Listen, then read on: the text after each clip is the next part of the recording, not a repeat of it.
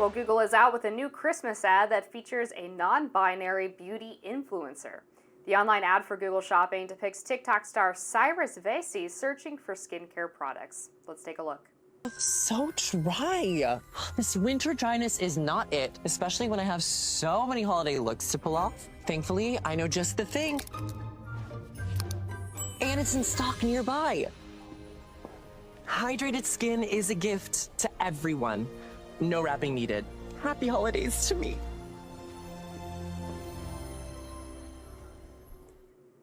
The ad drew backlash online, with conservative commentator Ollie London sharing it on X, writing, "Google launches woke Christmas campaign featuring man wearing women's clothing, complaining about his skin." Writer for Red State Bonchi writes, "Google, what should we do for our Christmas ad? Normals? Maybe a family sharing gifts around a tree?" Google, "Sorry, best we can do is a dude prancing around in women's clothing." A Google spokesperson told Fox News, quote, "Everyone likes to find a good deal and save money. That's why we're promoting Google Shopping as the best way to do that." To put it in perspective, this was a single sponsored Instagram post representing a fraction of a percent of a much wider Google Shopping campaign. So look, I always cringe a bit about stories like this. I find them hard to get outraged about. I know cultural warriors, particularly if the online persuasion, do. It's one ad, it features a trans person. I don't know, is it good, is it bad? If you don't like it, turn it off, whatever. This is the first I've actually seen the ad, so Yeah. This is a genuine reaction. Did I find it weird? Of course. Is it going to stop me from using Google? I suppose not. Right. Am I outraged about it? No, I don't really feel outraged. It just kind of was like a raise my eyebrows and cringe kind of moment. But I do think brands should be wary of the fact that there has been a cultural backlash to this type of catering to a very small percentage of the American people. And a lot of people do find it distasteful and weird, and that could influence their shopping habits. We saw similar backlash against Bud Light and Target for Bud Light for the ad featuring transgender influencer Dylan Mulvaney, and then Target for featuring pride displays in the children's section. And there was a significant portion, as we talked about earlier in the show, of the recent election that was about cultural issues and the public's reaction to what they viewed as the overwokening of society. So I would just caution Google to kind of see where your audience is at, because I don't think this is it.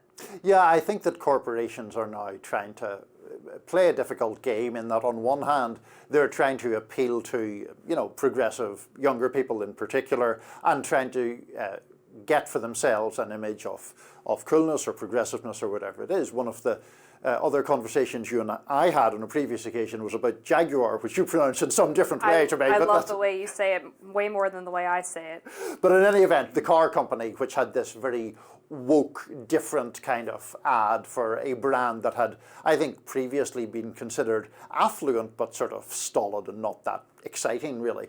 And so there's this attempt sometimes to generate excitement or coolness or hipness of things that turn out to create significant blowback. To me, I guess on one level maybe you could argue, well, it gets controversy, and controversy attracts attention, and attention gets the brand name out there. But I just wonder, at the cultural moment we're in, whether that in fact works. What I just said happens, but then there's the counter reaction, which tends to be much more negative, and you alienate at least as many people, it seems to me, as you enthuse. Which is a relatively new phenomenon, because conservatives historically have not been very good at boycotts, and I think part of that is because they viewed it as a losing battle when they believe that institutions in general have been almost wholly captured by the left. Well, I have to buy products somewhere, or I have to watch movies, or I have to consume TV products, etc. Now when they see the power of the Bud Light boycott, they think, okay, well actually we are a significant portion of the shopping base in America that corporate America has to rely on to buy their goods, and we can now exercise enough influence for our voices to actually be heard in this process. And some companies are listening and some aren't, including Jaguar or Jaguar. Love it.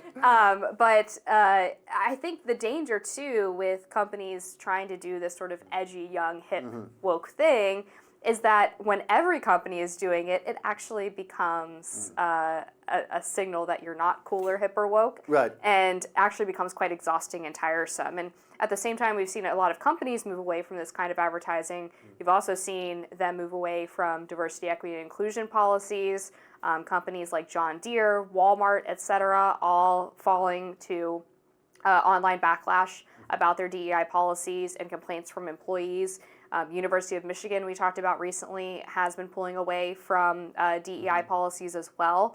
And there's a significant, I think, grassroots movement against a lot of the hyper-focus on race and identity that finally people up top are starting to hear. Yeah, and to that point, and to the cultural and media dimensions of that as well, it is interesting that there are a number of people in the media space, Joe Rogan being the most prominent and obvious example, where they have enormous popularity that skews toward at least younger people, that is founded partly in this idea that the woke and liberal and progressive side has become the kind of establishment side, and the outlaw side is the one fighting against that. That mentality doesn't seem to be reflected too much in these advertising campaigns, which seem to be a lot more doubling down on the ultra progressive kind of imagery. And I wonder whether it really is wise, because I'm not at all sure that it is capturing the zeitgeist, as advertisers love to say. I wonder if the zeitgeist is in fact a bit more different and a bit more reactionary. I don't mean that as a negative label, but a reaction against that stuff. Well, sure. I mean, if you look at TikTok trends over the past couple of years, it's kind of gone from the queer, non-binary, talking about your self-diagnosed mental illness, to the very opposite end of the spectrum, which is the trad wife, runs the farm, walks around barefoot kind of aesthetic, and the latter seems to be much more popular nowadays. Yeah. And companies are always slow to react to trends, I think, though. So we'll see if maybe Google realizes that they might have stepped in it a little bit here. But we're going to cover a lot more, obviously, on Rising today, so stay tuned. We'll be right back.